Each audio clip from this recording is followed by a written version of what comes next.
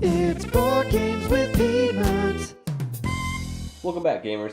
Sorry for the delay in my video reviews. As you can tell, I have a little bit of cold.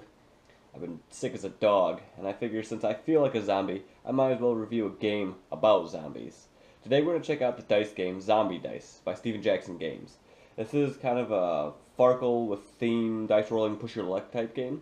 Of course, if you already know how to play the game, you can click on the tube to jump right to my conclusions. Otherwise, let's find out what's in the game and how you play it. Inside of this toilet paper roll, you will find 13 different colored zombie dice and a color instruction sheet, which is primarily an advertisement for other Stephen Jackson games. Not bad. As you can see, there are 3 different types of zombie dice. We have green zombie dice, which are the easiest. We'll talk about that in a second. 3 brains, 2 feet, runaway footprints, and 1 shotgun blast. There are 6 of those. There are 4 yellow dice, which have 2 brains, 2 shotgun blasts, and 2 footprints.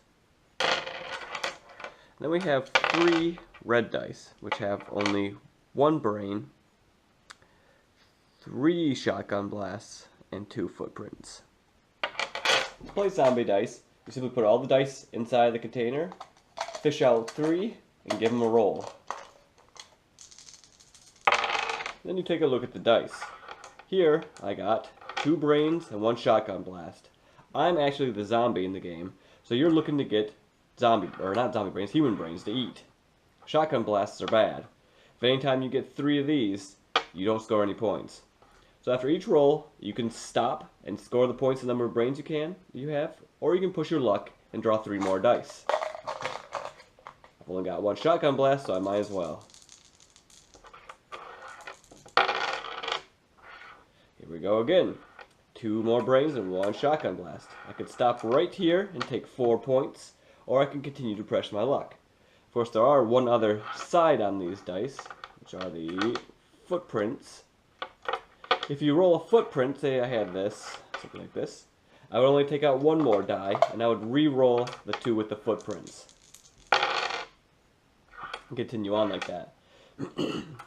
Obviously, each of the dice is different. The green dice are the easiest because they have the most brains on them and the least shotgun blasts, and the red ones are the worst. They're the most dangerous to try and attack these people. So sometimes when you get that red one with the footprints, and maybe you have 2 shotgun blasts already, you don't want to go for it because there's a high probability of you getting shotgun blasted.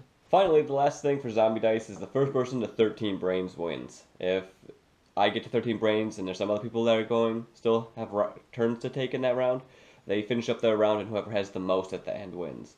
So theoretically, if you rolled perfect, you could get all 13 brains out of 1 set, which would be amazing. But of course, if you run out of dice, you just put them back in and start over again, keeping your shotgun blasts and your brains just written on a piece of paper or something like that. And that's basically zombie dice. It's really simple. Like I said, it's basically Farkle with a theme. You're pushing your luck, rolling these brains, hopefully avoiding the shotgun blast. It is kind of fun just to grab a bunch of kind of unique dice and roll them around. But if you already play a lot of Farkle, it's not something you really may not need.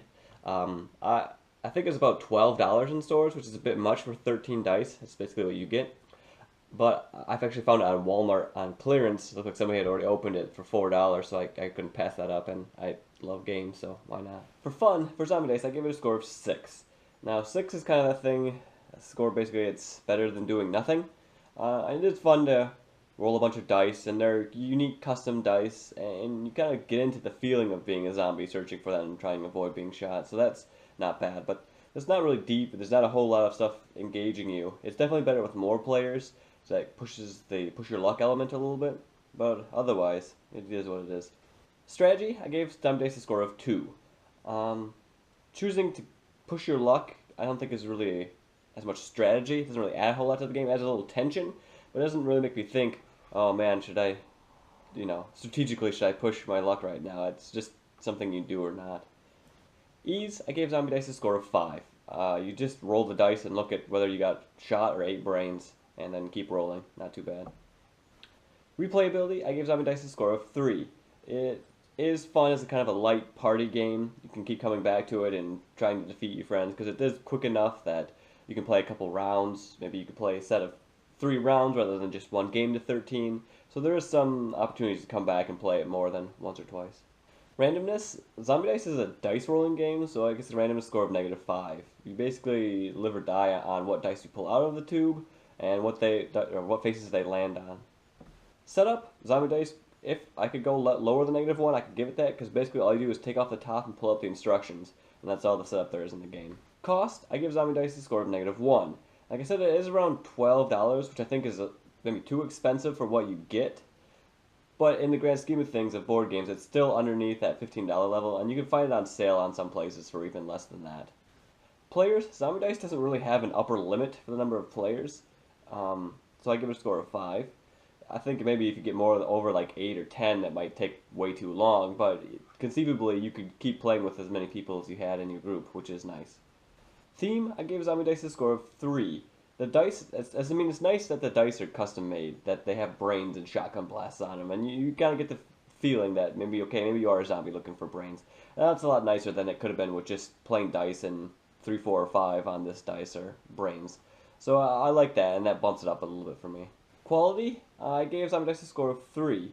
The nice custom dice, I mean, that's all you get, but at least they're nice. The colors let you know right away by looking at, oh, the red one's not good. I'm probably going to get shot on this one. And the instructions are well written and then in color, which is also nice. A couple of little things I take away from it are the fact that it's in this tube, which is kind of interesting. I guess it also acts as the thing that you pull the dice out of, but it does kind of fit weird on my shelf, and it does look like a toilet paper tube, so, Duration, I gave Zombie Dice a duration score of 2, and that is kind of estimating on the fact that you're going to have more people rather than less. With 2 people, it's over pretty quick, but with 4 or 5 or 6 or 8, everyone's going to go around and around and around, and I think that adds to the game, adds to the tension, so that's probably better than the short little quick 2-player version. Overall, I gave Zombie Dice a score of 58. This is not a heavy game. It doesn't have a whole lot of innovative mechanisms. The only thing that's in here is basically the push your luck element, and it's very similar to Farkle with zombies plastered on it, and zombies are everywhere nowadays, so I don't know if that's a good thing or not.